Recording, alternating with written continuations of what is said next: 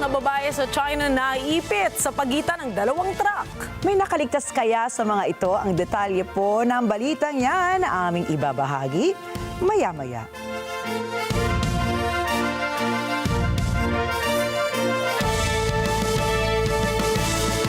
Magandang gabi, ako po si Rikki Mathay. Ako si Rikki, Alagao, Flores. Ito ang mata ng Agila International. Para naman sa mga headlines ngayong araw ng Lunes.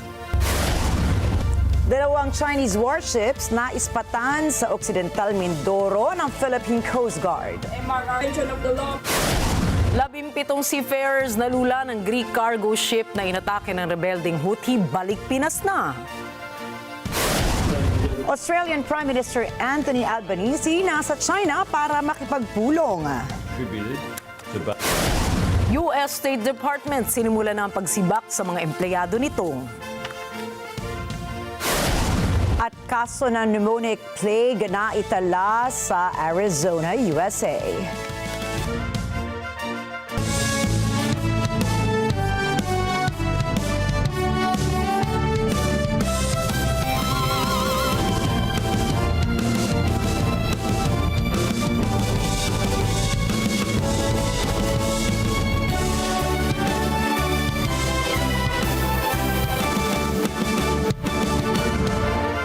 Naispatan ng Philippine Coast Guard o PCG ang dalawang People's Liberation Army Navy warships ng China sa baybayin ng Occidental Mindoro. Ayon sa PCG, kanilang natagpuan ang mga Chinese warships sa layong 69.39 nautical miles ng Cabra Island. Nataon ding araw ng ika-9 na taong anibersaryo ng 2016 Arbitral Tribunal Award sa Pilipinas na naganap ang insidente ng panibagong panghihimasok ng China.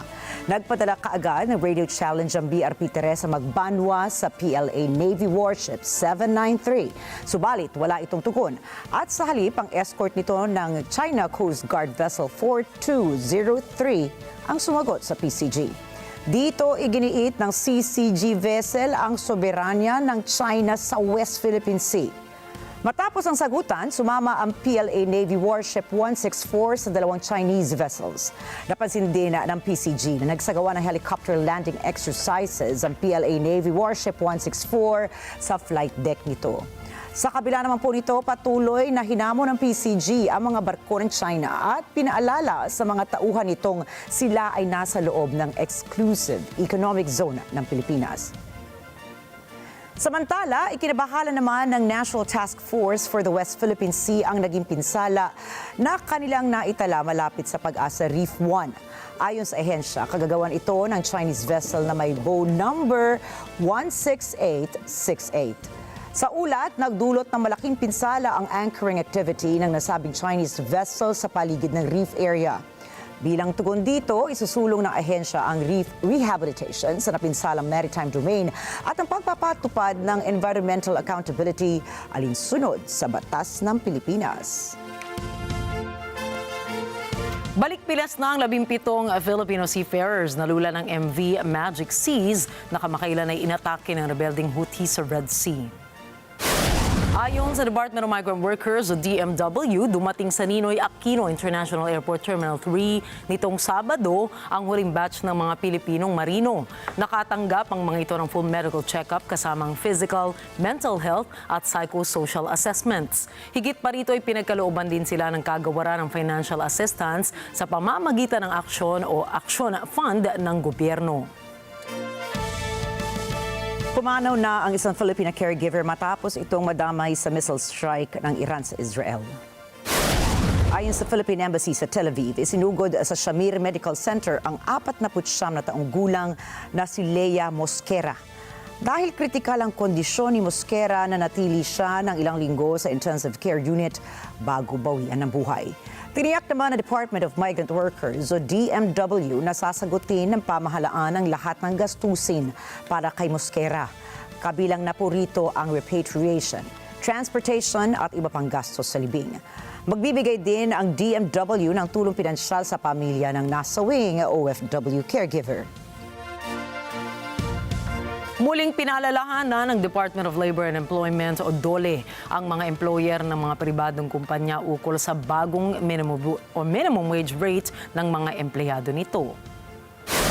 Sa darating na Biyernes, yan po ay sa July 18, tataas sa 695 pesos ang dating daily minimum wage rate sa Metro Manila na 645 pesos lamang para sa mga non-agriculture sector workers. Mula sa dating 608 pesos, papalo naman sa 658 pesos ang itinaas na sahod para sa mga nasa agriculture sector, service at retail establishments na may hanggang 15 trabahador. Sinabi rin ng DOLE na maaari nilang lumapit sa Regional Tripartite Wage and Productivity Boards para sa technical assistance kung nagkaroon man ng mga kaso ng wage distortion ang mga pribadong kumpanya. Muling iginiit ng depensa na walang jurisdiksyon ang International Criminal Court o ICC sa kaso ni dating Pangulong Rodrigo Duterte. Sinabi ni Attorney Nicholas Kaufman at Dove Jacobs, bigo ang prosekusyon na makapagsimula ng formal na investigasyon sa dating Pangulo sa loob ng itinakdang panahon. Batay nila sa mga dissenting opinions ng ICC judges Perin D. Brishambo at Gotcha Lord Kipandidze, dapat umaksyon kaagad ang prosekusyon bago pa tuluyang kumalas ang Pilipinas sa Rome Statute. Matatandaang umalis ang Pilipinas sa Rome Statute noong March 2019, isang taon matapos maghain ng withdrawal ang administrasyon ni Duterte noong March 2018. Nagsimula lamang ang ICC preliminary examination noong February 2018. Kung kaya, iginiit ng depensa na nagsumite lamang ang prosekusyon ng kahilingang magsagawa ng formal na investigasyon sa kampanya kontra droga ni Duterte noong taong 2021. Anila, hindi maaaring ipagpatuloy ang anumang investigasyon kung hindi na miyembro ang isang bansa ng Rome Statute. At dahil po dito, dapat anilang ibasura ang mga kaso laban sa dating Pangulo. Hiniling din ni Attorney Kaufman na kaagad palayain si Duterte. Kino-question ngayon ang Maltese passport at citizenship ni Defense Secretary Gilberto Teodoro Jr. Ito ay sa gitna ng sinasabing napakahirap kumuha ng citizenship doon at daraan sa matinding proseso. Detalye sa report ni Weng de la Fuente. Mainit na pinag-uusapan ngayon ang napaulat na pagkakaroon ng Maltese passport at citizenship ni Defense Secretary Gilberto Teodoro. Pero paano nga ba magkakaroon ng Malta citizenship at ano ang benepisyo ng tinatawag na second citizenship for investors? Sa website na immigrantinvest.com patungkol sa Malta, tinukoy ang ilang mga benepisyo sa pagkakaroon ng Maltese citizenship. Kabilang na dyan ang pagkakataong manirahan ng matagalan sa Malta at magbiyahe sa alinmang bansa sa Europa gaano man kahabang panahon. Ang Malta Citizenship for Exceptional Services by Direct Investment ay nagbibigay ng kalayaan sa Maltese passport holder na manirahan sa alinmang Schengen area country kabilang ang Norway, Iceland, Switzerland at Liechtenstein. Bagamat hindi required na permanenteng manirahan ng investors sa Malta, malaya naman silang makaka-access lalo na sa panahon ng political unrest, economic instability at personal na seguridad. Visa-free din ang pagbiyahe sa 169 na bansa, kabilang ang UK, Australia, Canada, Japan at USA. Nagkakaloob din ang Malta ng favorable tax regime gaya ng no inheritance, estate at wealth taxes. Alok din ito ang mura at kalidad na edukasyon, mataas sa uri ng healthcare, malinis sa kapaligiran at isa sa 15 pinakaligtas at tahimik na bansa sa buong mundo. Pinahintulutan din ng dual citizenship at kahit ang buong pamilya ay maaaring isama sa citizenship application. Gayunman, hindi madali ang pagkuha ng citizenship sa Malta dahil sa mahabang proseso at nangangailangan ng 1 hanggang 3 taong paninirahan sa bansa. Bukod pa rito ang malaking halaga na gugugulin para sa pagtatamo ng citizenship at kung puputulin ito ay hindi na maaaring ma-refund kung anuman ang halagang ginugol. Aabot sa 690,000 euros o kulang $807,000 ang magagastos para sa Malta citizenship, kabilang ang lahat ng associated costs, schedule of payments at associated legal costs sa citizenship application.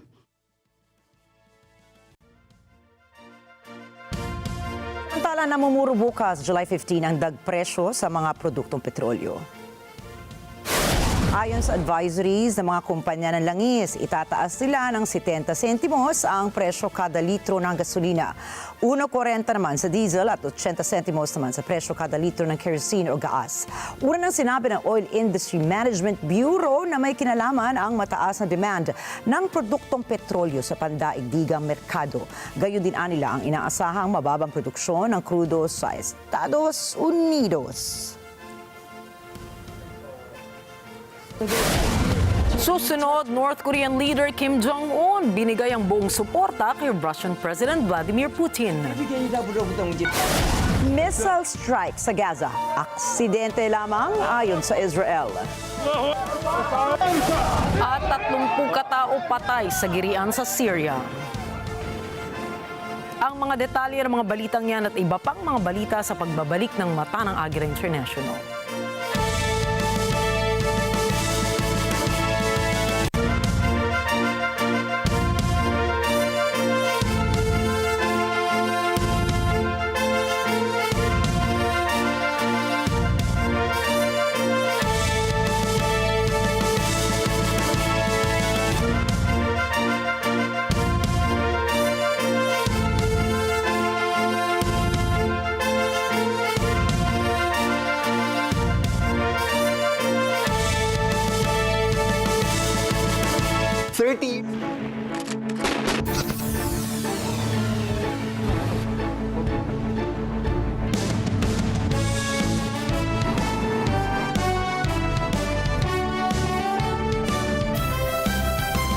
Powering ahead at 160 kilometers an hour, a quiet drive through the Serengeti, and a fume-free delivery service in Dar es Salaam.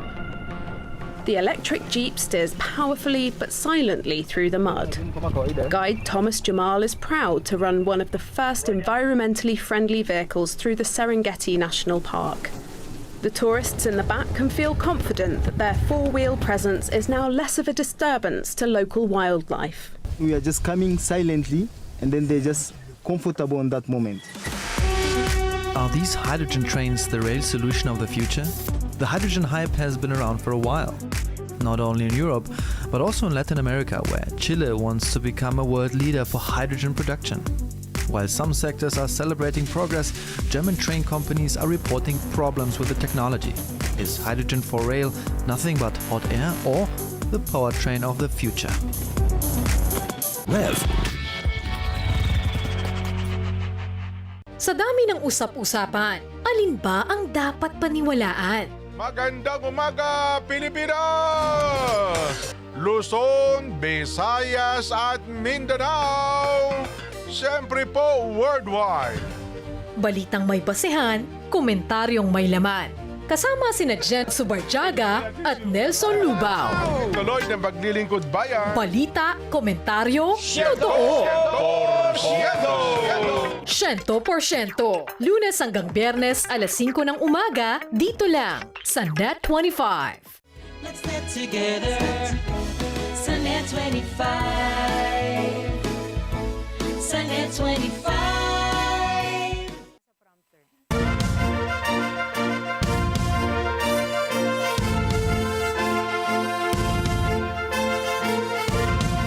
Nagsagawa ang military police ng Taiwan ng isang subway logistic drills. Bahagi pa rin ito ng kanilang taunang hanggang exercise. Nag-deploy sila ng mga sundalo at supply gamit ang mga pasilidad ng subway ng Taipei. Ginamit rin nila ang tactical fighter wing para sa pagsasaayos ng mga runway sa gabi. Nagsanay rin ang mga sundalo sa airport kung saan inalam nila kung paano dedepensahan ang kanilang sarili sakaling umatake ang mga kalaban. Layo ng hanggang drills na ipakita sa China at sa international community na handa ang Taiwan na protektahan ang sarili nito laban sa anumang pag-atake o paglusob ng Beijing. Ibinigay ni North Korean leader Kim Jong-un ang buong suporta nito kay Russian President Vladimir Putin sa patuloy na digmaan laban sa Ukraine.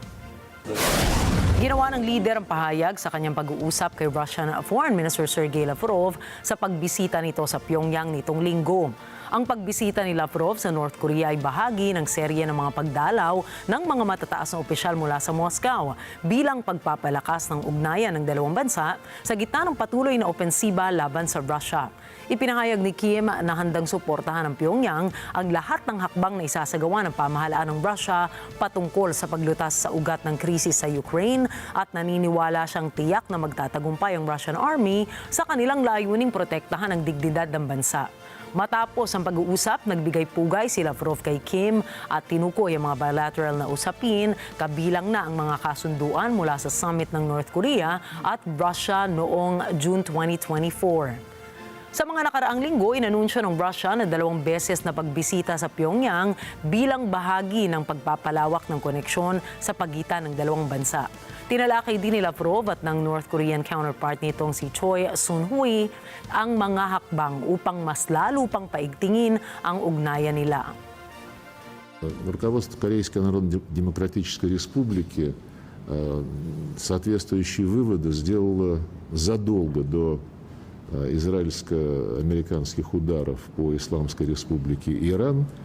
И именно потому, что эти выводы были сделаны своевременно, против Корейской Народно-Демократической Республики никто и не помышляет применять силу, хотя военное строительство вокруг КНДР с участием США, Южной Кореи, Японии ведется, и мы предостерегаем от того, чтобы злоупотреблять этими отношениями для их выстраивания против кого бы то ни было, включая и КНДР, и включая, конечно же, Российскую Федерацию.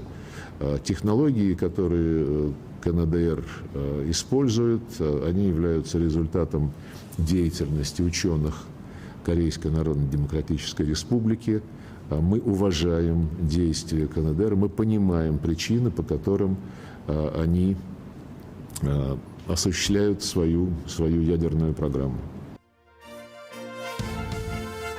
Isang bagong report ang inilabas ng mga otoridad mula sa preliminary investigation ng Air India Flight 171 crash tragedy kung saan matatandaang mahigit 200 katao ang nasawi. Ayon sa 15 pahinang report, nawala na fuel supply ang eroplano ilang segundo matapos itong lumipad sa ere. Ito anila ang dahilan kung kaya't humantong sa full power failure ang buong eroplano.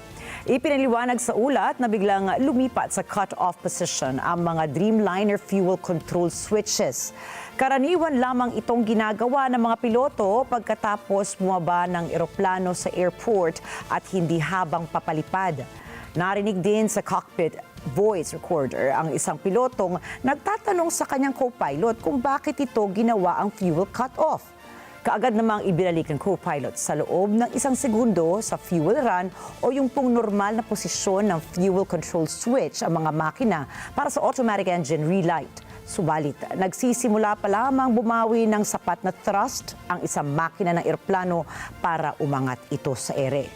Habang hindi pa nakakakuha ng kinakailangang thrust ang isa pang makina.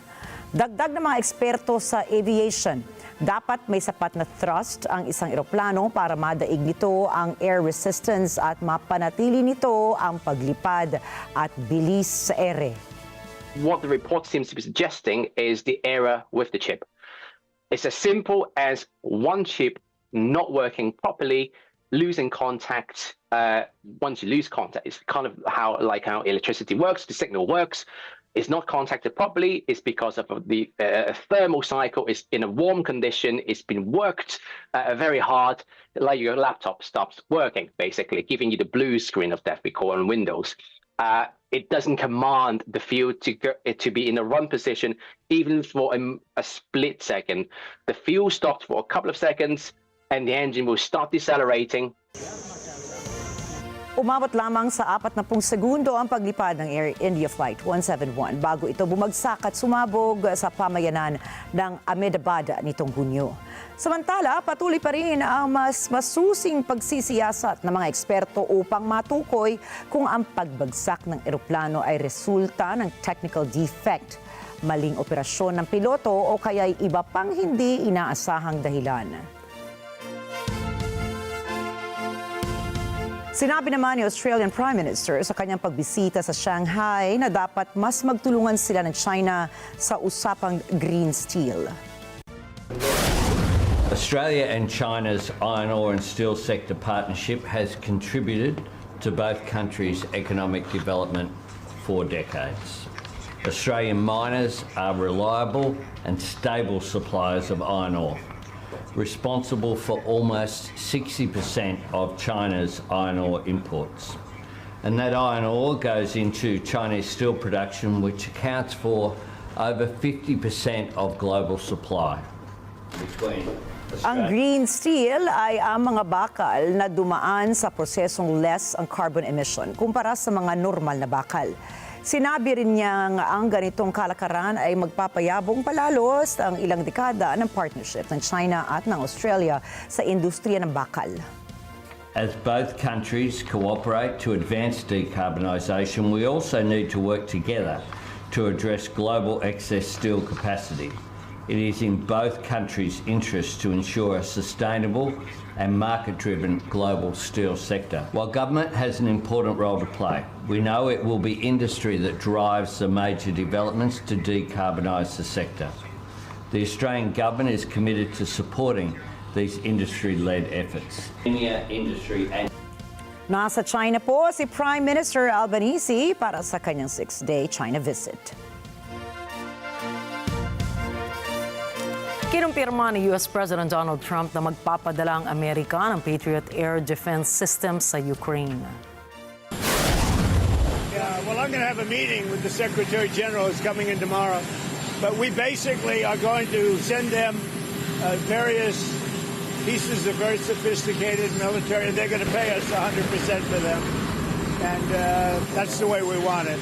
And we've been trying to get that again. I don't think Biden ever asked for it. We're in for about $350 billion. Europe is in for $100 billion. That's a lot of money, 100, but they should be in actually for more than us. So as we send equipment, they're going to reimburse us for that equipment. Doesn't that sound good? That's the way it should have been a long time ago. Ito ay karagdagang tulong para sa nagpapatuloy na pakikipaglaban ng Ukraine kontra sa invasion ng Russia. Ang delivery naman ng nasabing armas ay bahagi ng panibagong kasunduan kung saan ayon kay Trump kasama ang NATO sa magbabayad sa Estados Unidos para sa ilang armas na ipadadala sa Ukraine. Ang kumpletong detalye ng nasabing kasunduan ay nakatakdang repasuhin ni Rota at Trump sa pagbisita ng NATO chief sa Washington sa mga susunod na araw.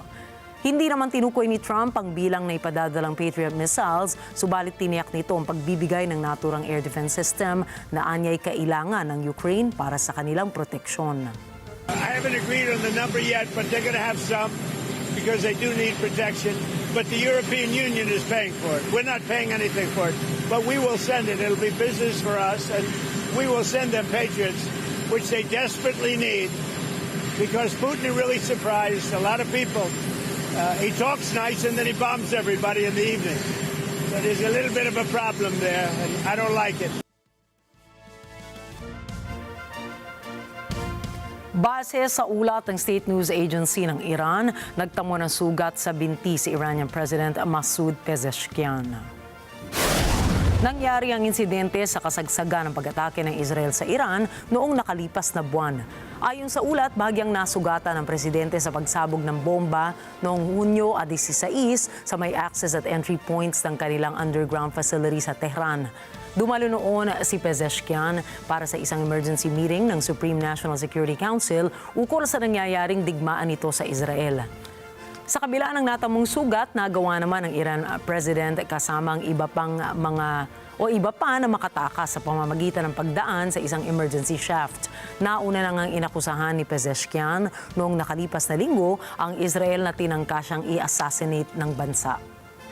Do you believe the Israeli government tried to assassinate you? They did try, yes. And they acted accordingly, but they failed. How are you certain they tried to kill you? Of course, it was not the U.S. that was behind the attempt on my life. It was Israel. I was in a meeting. We were discussing the ways to move forward, but thanks to the intelligence by the spies that they had, they tried to bombard the area that we were holding that meeting. Itinanggi naman ni Israeli Defense Minister Israel Katz ang alegasyon ng Tehran na nilayon nitong pagpatay kay Pezeshkian. Ngunit sa ilang okasyon na rin niyang sinabi na pakay nito na mapinsala ang namumunong rehimen sa Iran. אף אחד לא יוריד אותנו לברכיים, אנחנו נפגע בראש הנחש ונקלף את אור הנחש ונפגע במתקני הגרעין, נפגע במערכות ההגנה האווירית, נפגע בטילים, נפגע במטרות המשטר, והתחלנו כבר לפנות תושבים מטהרן על מנת לפגוע במטרות צבאיות בטהרן. מי שחושב לפגוע בנו על ידי ירי נפשע לאזרחים, ילמד שאנחנו חזקים. נעשה הכל להגן על התושבים, ואנחנו נתקוף את מי שתוקף. ואנחנו נוריד אותו על הברכיים ונוודא שהוא לא יעז להמשיך ולעשות את הדברים האלה. May ilang kondisyong inilatag si Israeli Prime Minister Benjamin Netanyahu para tumugon sa ceasefire deal sa Hamas. And you have been meeting with President Trump about a potential ceasefire with Hamas. Where does that stand? Will you agree to some of these new recent demands of Hamas? Well, look, we are talking about a 60-day ceasefire in which half the live hostages and half of the deceased hostages would be returned to Israel by these Hamas monsters, you know. And yes, I think we're getting closer to a deal. I think. Sinabi nitong handa ang Israel sa panukalang 60-day ceasefire, subalit kailangan na tuluyang ma-demilitarize ang rehiyon ng Gaza. Sa pagsisimula mismo ng ceasefire ay kaagad silang papasok sa negosasyon para sa tuluyang permanenteng pagtatapos ng giyera. Ilan sa mga kondisyon nito ay dapat ay tanggalin ng Hamas ang kanilang mga armas at hindi na sila magkakaroon pa ng pwesto o kakayahan na bumuo ng grupo. Would you be poised to agree to some of those demands, such as the UN back in charge of humanitarian food distribution? Well, among them, but we have our own distribution system that has been established to prevent Hamas from stealing the food that is supposed to go to the population. They steal it, they take it for themselves, and the remainder they hike the prices and basically extort the Palestinian population in order to use it to continue recruiting people to their war machine, so their terror machine. So obviously, we don't want to give up the thing that we began with, which is distribution that goes directly to the people. It doesn't go through the Hamas, the Hamas pillage. Magugunita ang bumisita si Netanyahu sa White House at personal itong nakipagpulong kay US President Donald Trump. Nangunguna po kasi ang US na nagsusulong ng pagtatapos ng labanan na nagsimula pa noong taong 2023. Umakyat ang tensyon sa Gaza nang binomba ng isang Israeli missile. Ang mga sibilyan na kumukuha ng tubig sa isang water distribution point sa Nusayrat refugee camp. Namatay ang 8 Palestino kabilang ang ilang bata habang higit sa 17 naman ang nasugatan. في تمام الساعة 9 صباحا تفاجأنا بقدوم العديد من الحالات إثر استهداف صاروخ للتجمع حول نقطة مياه. كانت الإصابات غالبيتها من الأطفال والنساء. تعاملنا مع 17 حالة منهم 7 أطفال. الحالات هي عبارة عن جروح متنوعة ومتفرقة بشظايا وكسور تم التعامل معها بشكل أولي، ولكن نحن نمر بالطبع بأزمة صحية ونقص في الموارد الطبية والصحية التي أثر الحصار الخانق الذي يشهده القطاع بالإضافة إلى 8 شهداء منهم 6 أطفال. Inamin ng Israeli Defense Forces o IDF na may nangyaring anomalya sa kanilang weapon system dahil ang target umano nila ay isang Islamic Jihad militant.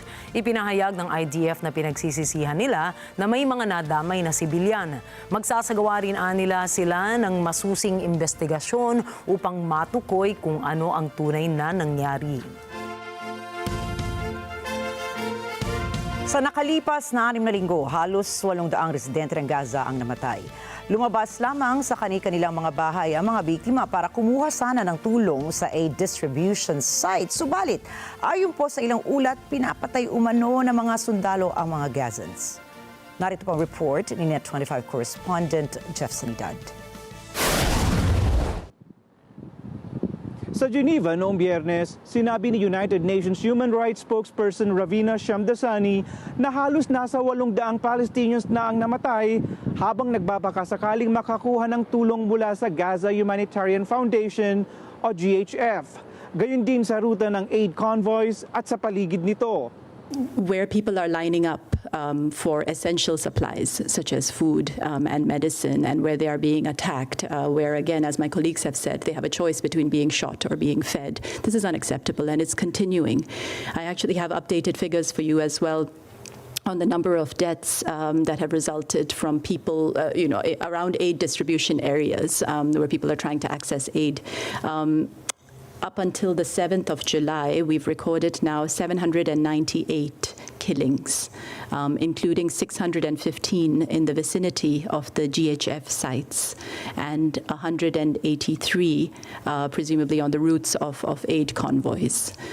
This is nearly 800 people who have been killed while trying to access aid.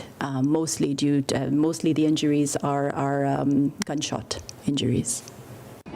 Nagpahayag ng alalahanin si Shamdasani ukol sa pagrespeto sa mga prinsipyo ng international humanitarian law, partikular na ang pagkilala kung sino ang kalaban at sino ang mga sibilyan, proporsyon ng mga nasawing kalaban at sibilyan, at kung kailan dapat tugunan ang pangangailangan ng aksyong militar.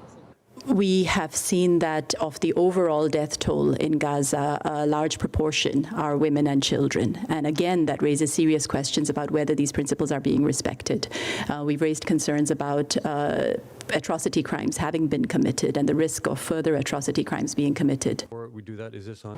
Mula noong 27 ng Mayo, ang tanging namamahagi ng aid supplies sa Gaza ay GHF na suportado ng US at Israel. Wala nang bahagi ang UN agency sa pamimigay ng aid. Ayon sa mga ulat, kadalasang pinapuputukan at pinapatay ng mga sundalong Israeli ang Gazans na sumusubok makabahagi sa aid supplies malapit sa distribution points na pinatatakbo ng GHF. Jeff Sanidad para sa Mata ng Agila International. Trusted, connected, on point. Samantala, isa na namang protesta ang naganap sa Los Angeles, California para kondinahin ang kampanya ng Trump administration na pigilan ang illegal immigration sa Estados Unidos. Alamin po natin ang balita mula kay Ana Cui. Muling nagtungo sa mga lansangan ng Los Angeles ng mga aktivista at artists upang tutulan ang pinakahuling crackdowns ng administrasyon ni Pangulong Donald Trump laban sa mga migrante. Tinuligsa ni Citizen Executive Director Martha Arevalo ang anyay pag-atake ng administrasyon sa tinatawag na sanctuary cities. As you've heard, our community is under siege. Let's be clear. This is not about arresting criminals. This is not about what's best for this country. This is about a petty little man who is in the White House who seeks revenge on sanctuary cities for protecting families, for protecting children, for protecting workers who give their labor, their lives, and their blood and their sweat to this country. It is that labor that has made California the 4th largest economy in the world. Nagbabala si Arevalo na kung tuluyang mawawala ang puwersa ng mga manggagawang migrante sa California, magdurusa ang buong bansa. If California doesn't have that labor and that community, the whole country suffers. And unless we get ICE out of LA, that wave is coming. Nanawagan si Arevalo sa mga opisyal ng Immigration and Customs Enforcement na pumanig-anya sa tama. I also want to appeal to those ICE agents, to those National Guard men and women. You have a choice to be on the wrong side of history or to be on the right side of history. And respecting people's rights and people's lives and giving them the dignity that they deserve, it's the right thing to do. It's what you have sworn to do. What you're being asked to do here in Los Angeles to attack communities is the wrong thing to do. Kabilang ang Los Angeles at iba pang Southern California municipalities sa mga magsasampa ng kaso laban sa Administrasyong Trump upang pigilan ang immigration raids. Ayon sa mga ito, dahil sa raids, kumakalat ang pagpapanik sa immigrant communities at naging dahilan ang malawakang mga protesta. Batay sa kaso na isinampa ng American Civil Liberties Union, gumagamit ang federal agents ng police tactics na labag sa batas tulad ng racial profiling. Ito anya ay upang maabot ang kota ng administrasyon.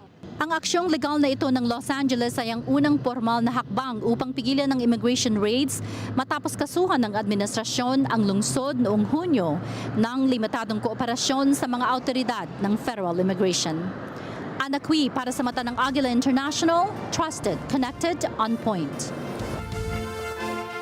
Sinibak ng US State Department ang higit 1,350 mga empleyado nito. Ito'y dahil nais ng administrasyon ni Pangulong Donald Trump na ayusin ang diplomatic corps ng gobyerno. Nababahala tuloy ang mga kritiko na baka mapinsala ang abilidad ng Estados Unidos na protektahan ang sarili nito. Posible rin anilang mahirapan si Trump na isulong ang mga interes ng US sa ibang bansa. Ang balitang yan ay mula kay NET25 correspondent MJ De Guzman.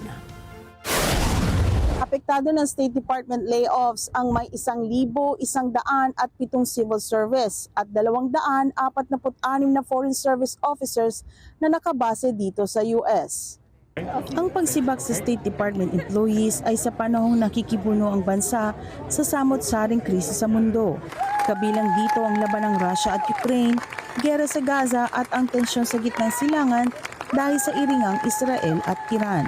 Batay sa isang internal State Department notice na ipinadala sa mga empleyado, pinasisimple ng departamento ang domestic operations nito upang mag-focus sa mga prioridad diplomatiko nito.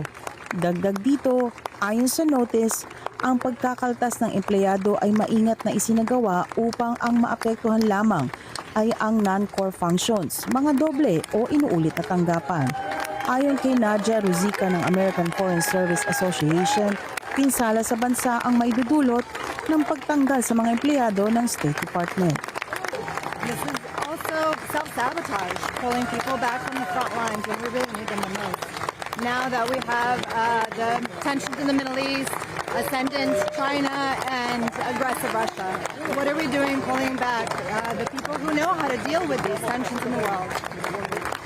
Pahayag naman ng isang dating Foreign Service employee, mahalagang ipaalam sa mga nasisante na sinusuportahan sila ng mga mamamayan. It's important to support the people who worked so hard for this country and for our foreign policy.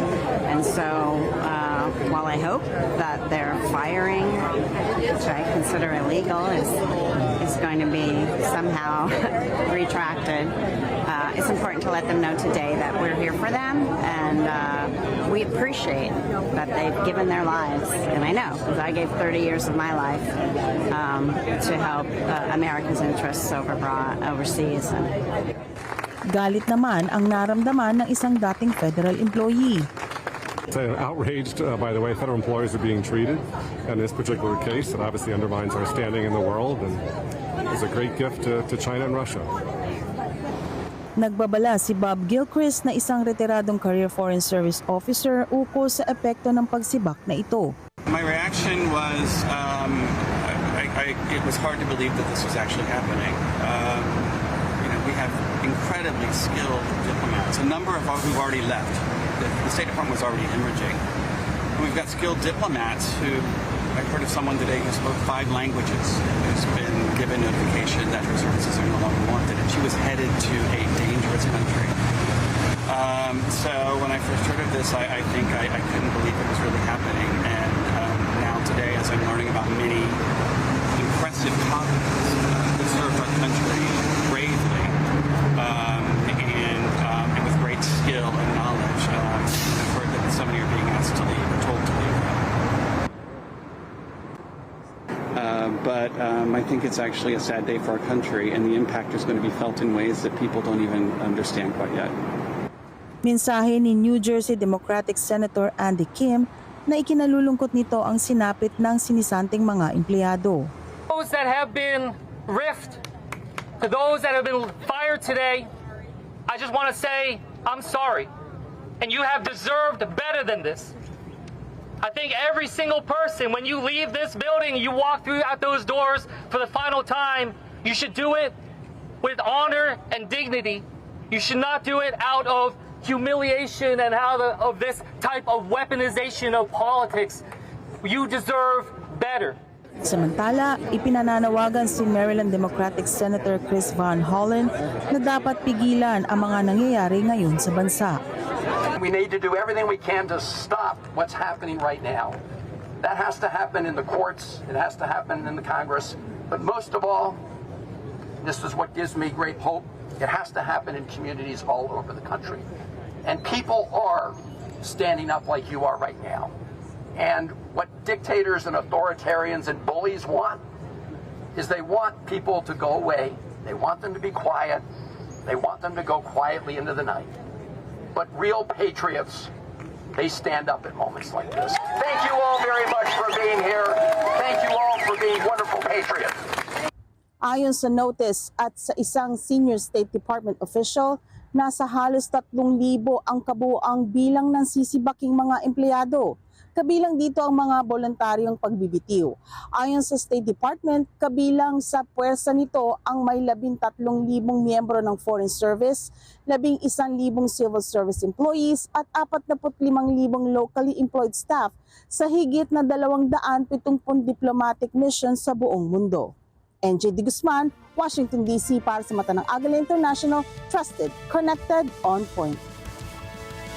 Nitong Sabado, Hulyo 12, pinagdiwang ng Pilipinas at ng ibang bansa ang ika-9 na anibersaryo ng pagkakaloob ng Permanent Court of Arbitration o PCA ng Arbitral Award sa Pilipinas, kung saan pinawalang bisa nito ang claims ng China sa South China Sea.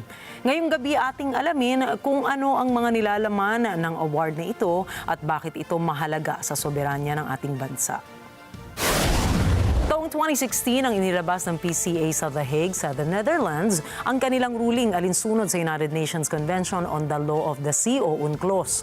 Ito ang naging tugon ng PCA sa kasong inihain ng Pilipinas laban sa 9-dash line ng China na sumasakop sa halos 90% ng South China Sea noong taong 2013. Simula noong 2009 kasi naging aktibo ang China sa pagpapalawak ng impluwensya nito sa karagatan sa pamamagitan ng panghaharas ng militar, Coast Guard at maritime militia vessels nito sa mga foreign ships. May ulat na rin ng mga maritime experts na nakapagtayo na ang China ng mga artificial islands at base militar sa South China Sea at ang masaklap pa ay inaabuso umano nito ang pagkuha ng mga resources na matatagpuan sa lugar katulad ng langis. Para matigil ito ay minabuti ng PCA na ideklara ang mga sumusunod na 2016 arbitral ruling nito. Una, ideklara na walang legal na basihan ang historic rights at resources sa loob ng 9-dash line. Pangalawa, hindi sakop ng 200 Nautical Mile Exclusive Economic Zone o EEZ ng China ang mga inaangking teritoryo nito sa Spratly Islands.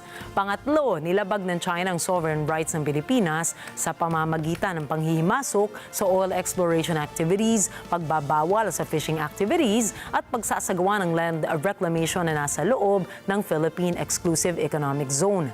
At panghuli, nilabag ng China ang marine environmental obligations nito sa UNCLOS dahil isinapeligro nito ang coral reef environment sa isinagawang land reclamation activities ng Beijing. Sa arbitral ruling na ito na rin ang naging saligan ng Pilipinas para magpasa ng batas na magpapatibay sa soberanya ng bansa sa mga maritime territories. Ilan sa mga batas ay ang Philippine Maritime Zones Act at Archipelagic Sea Lanes Act. Ngunit sa kabila nito, hindi pa rin kinikilala ng China ang mga maritime policies ng Pilipinas kasama na ang 2016 arbitral ruling ng PCA. Para kasi sa China, isang piraso lamang ng papel ang naturang arbitral ruling. Ayon kay Foreign Affairs Secretary Maria Teresa Lazaro, dahil sa reaksyon na ito ng China, maituturing na iligal, puwersahan at agresibong ikikilos ng China sa loob ng EEZ ng Pilipinas. Mula rito, masasabing bahagi na ng identidad ng Pilipinas ang ipinagkaloob na 2016 arbitral ruling dahil ito ang pinanghahawakan ng bansa para ipagtanggol ang soberanya nito. Dito rin kumukuha ng suporta ang Pilipinas mula sa ibang bansa na may nais isulong ang rules-based international order.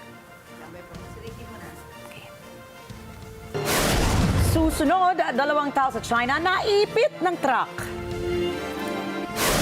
T-Space bagong makapag-launch ng rocket. O bigong makapag-launch ng rocket.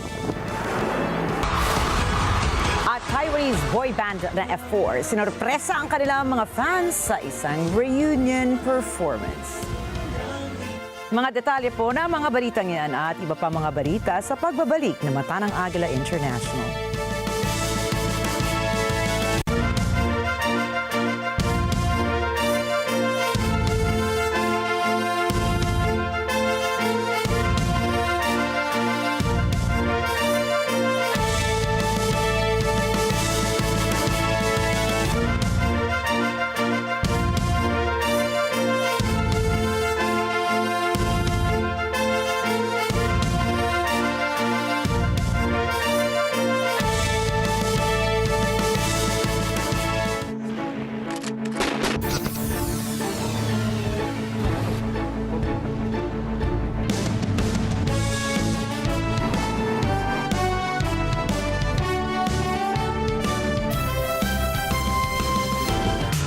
All the known matter in the universe is made of atoms, but some stuff is even smaller, like neutrinos, also known as ghost particles.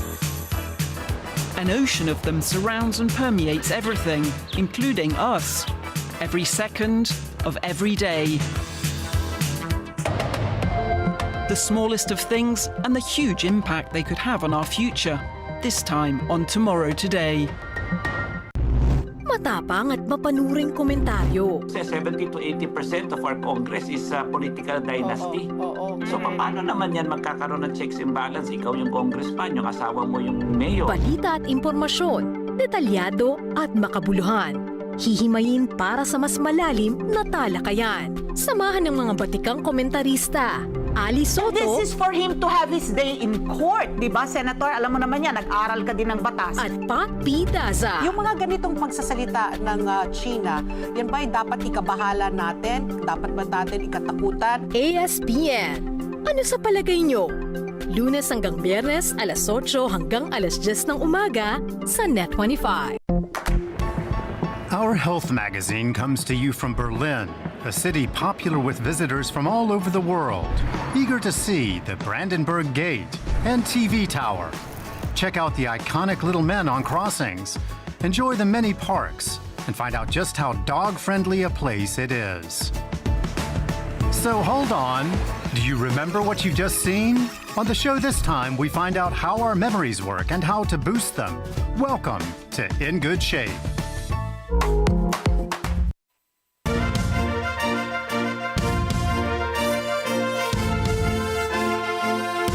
Dalawang babae na magkaangkas sa motorsiklo ang naipit sa pagitan ng dalawang truck sa China. Ayon po sa report, naganap ang insidente sa Jeju County sa Tianjin Province. Sa video, makikitang tumawid ng kalsada ang isang truck bago ito sumalpok sa dalawang biktima. Nasawi sa insidente ang driver ng motor habang nakaligtas naman ang babae na kaangkas nito. Iniimbestigahan na ng mga pulis ang sanhi ng insidente. Dinala naman sa paggamutan ng isang rider sa China matapos ang magkasunurang aksidente. Sa CCTV, makikita ang dalawang rider na nagkasabay sa isang lane. Dito na natumbang isa rito nang bumangga ito sa likuran ng naunang motorsiklo. Agad namang nakatayo ang biktima pero masaklap dahil may truck na paparating sa kalsada. Tumilapon ang biktima mula sa lakas ng impact pero mabuti na lamang at agad na nakapreno ang driver at hindi nagulungan ng lalaki. Nagtamong rider ng fracture sa isang bahagi ng katawan at nasa mabuting lagay na ang kanyang kondisyon.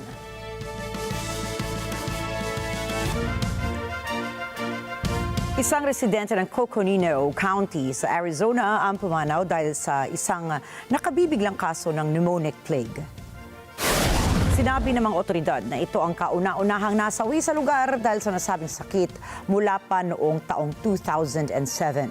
Ayon sa mga health officials, dumating ang pasyente sa Flagstaff Medical Center Emergency Room at namatay sa parehong araw. Bagamat bihira, nangangailangan ito ng agarang paggamot sa unang pagpaparamdam pa lamang nito ng sintomas, kagaya ng mabilis na pneumonia, pananakit ng dibdib, pagkahilo at pag-ubo na may kasamang dugo o malabnaw na plema. Hinimok ng Coconino County Health and Human Services ang publiko na iwasan ang direktang kontak sa ligaw na hayop, gumamit ng insect repellent at panatilihing malinis at ligtas ang mga alagang hayop mula sa pulgas.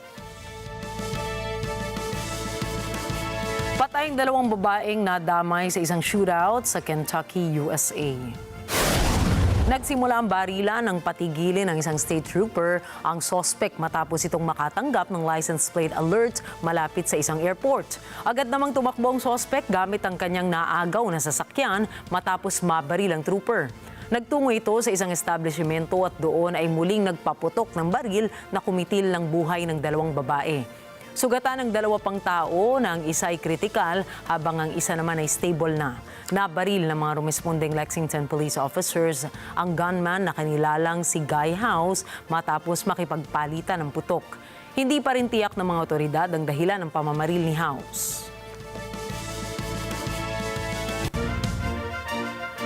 Isinara naman ang isang airport sa London matapos bumagsak ngayong araw ang isang eroplano sa lugar. Ayon sa mga otoridad, nakatanggap sila ng ulat ukol sa isang nasusunog na eroplano malapit sa paliparan. Wala pang opisyal na kumpirmasyon ukol sa bilang ng mga nasawi o nasugatan sa nasabing insidente. Kinumpirma ng isang Dutch company na ang eroplano ay kanilang pagmamay-ari. Ayon sa kumpanya, sila ay nakikipagtulungan na sa mga otoridad para sa investigasyon. Napag-alaman naman na ang eroplano bumagsak ay nagmula sa Athens, Greece at patungong Pula, Croatia bago ito bumalik sa Lelystad Airport sa the Netherlands. Ayon naman sa mga saksi, bumaliktad umano ang eroplano at bumagsak ng pakanan na sinundan ng malaking pagsabog. Nagkaroon naman ng evacuation sa ilang bahagi ng golf course na malapit sa pinangyarihan ng insidente. Sa gitna ng hindi mapigil na pagtaas ng presyo ng pesticide, may murang alternatibong naisip ang mga residente sa Greece. Gumagamit sila ng mga ipinagbabawal na pesticides na nakalagay sa mga boteng plastic na walang label at pinupuslit papasok ng bansa. Alamin natin ang karagdagang mga detalye mula kay Pearl Rogacion. Ayon sa mga magsasaka, ang mga ipinagbabawal na pesticides ay mas epektibo, subalit maaaring mas delikado gamitin ang mga ito. Batay sa laboratory tests, laman ng mga bote ay pesticides ay pinagbabawal sa European Union sa loob ng ilang mga taon na dahil sa suspetsang panganib na dulot ng mga ito sa tao at sa kapaligiran. Ang sitwasyong ito ay katulad ng sa ibang bahagi ng Europe. Ayon sa mga otoridad, ubod ng talamak na ang paggamit ng ipinagbabawal at peking pesticides. Ito ay sa gitna ng pagbabawas ng block ng paggamit sa kahit na ang pinahihintulutang crop aids bilang bahagi ng green transition nito. Batay sa data ng EU, nasa 14% ng pesticides na ginagamit sa mga sakahan ng Europe ay illegal. Iyan ay kumpara sa 10% lamang noong nakaraang dekada. Ayon sa mga otoridad, marahil ay mas malawak ang problema kesa sa ipinapakita ng data. Iyan ay dahil maraming pagpupuslit ang hindi nahuhuli. Sinasabing ang Google sa pesticides ay nasa 50% ng gastusin ng isang magsasaka kada taon. Kung gumagamit ng peking mga kemikal, mababawasan ng kalahati ang gastusin ng mga ito. Ayon sa mga magsasaka, para lamang mabuhay, napipilitan silang gumamit ng bawal na mga kemikal. Sinasabing ini-smuggle ang mga produkto papasok ng Greece mula Bulgaria sa loob ng mga gulong o di kaya'y sakay ng mga bangkang gamit ng migrant traffickers patungong Europe mula Turkey. Natuklas ang cash ang ibinabayad ng mga magsasaka. Ini-spray ang chemical sa gabi at sinusunog ang mga lalagyan upang walang ebidensya.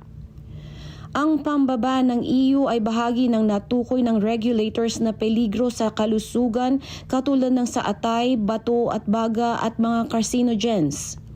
Subalit ilan sa mga chemical na ito ay legal na ginagamit sa ibang mga bansa kabilang ang Estados Unidos. Pearl Rogacion para sa mata ng Agila International. Trusted, connected, on point.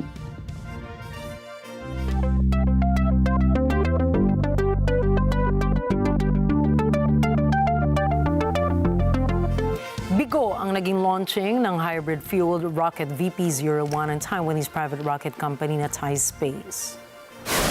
Sa loob kasi ng 1 minuto matapos itong mailunsad, ay lumihis agad ito sa trajectory at agad bumagsak mula sa ere. Ayon sa Japanese broadcaster, sinagawa ang launching ng T-1 o Thai space rocket sa Hokkaido Spaceport. Meron itong 12 meters na taas at nakatakda sana itong paliparin hanggang sa taas ng 100 kilometers above the Earth's surface. Hindi ito ang unang beses na pumali ang kanilang rocket launch dahil noong 2022 naman sa Australia ay nabigo rin sila sa pagpapalipad ng kanilang rocket.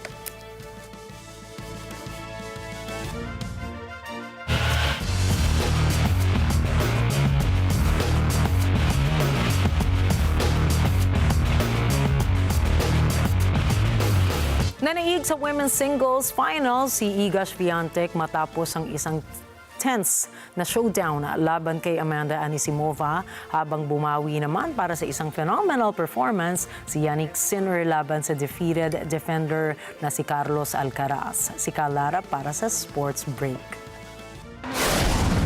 Sa kabila ng iba't ibang pagsubok at hinarap na pagbabago, nabawi ni Iga Swiatek ang lahat ng kanyang pinaghirapan at umuwing tagumpay para sa Wimbledon Tennis Championships ng women's singles sa London. Nagwagi ang 24-year-old Polish Queen of Clay bilang youngest woman with at least one major trophy on all three surfaces mula noong 2002. Natapos ang kanilang showdown sa magiting na straight set win na may final scores na 6-0 at 6-0.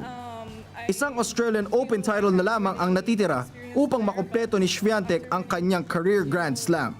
For sure, it's a lot, especially after a season like with a lot of ups and downs and a lot of expectations from the outside that I didn't really match. Winning Wimbledon, it's something that is just surreal, and I feel like tennis keeps surprising me and I keep surprising myself, and I'm really happy with the whole process, how it looked like, from the first day we stepped on a grass court.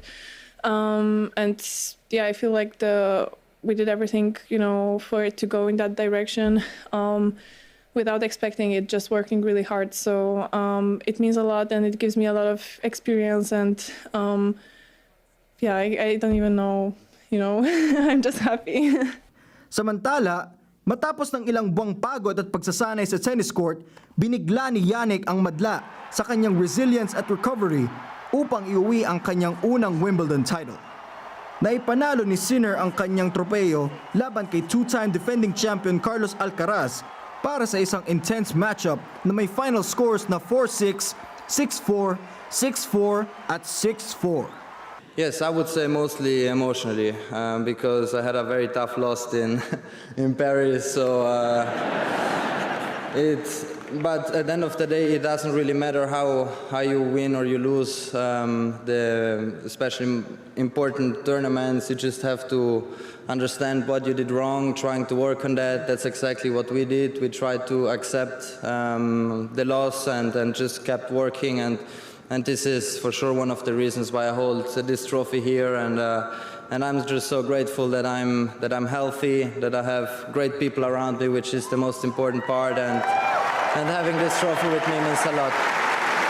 Kasabay nito ang kanyang titulo bilang unang Italian player na nanalo ng Wimbledon singles title at tumayo bilang 4-time Grand Slam champion. Kyle Lara para sa mata ng Agila International. Trusted, connected, on point.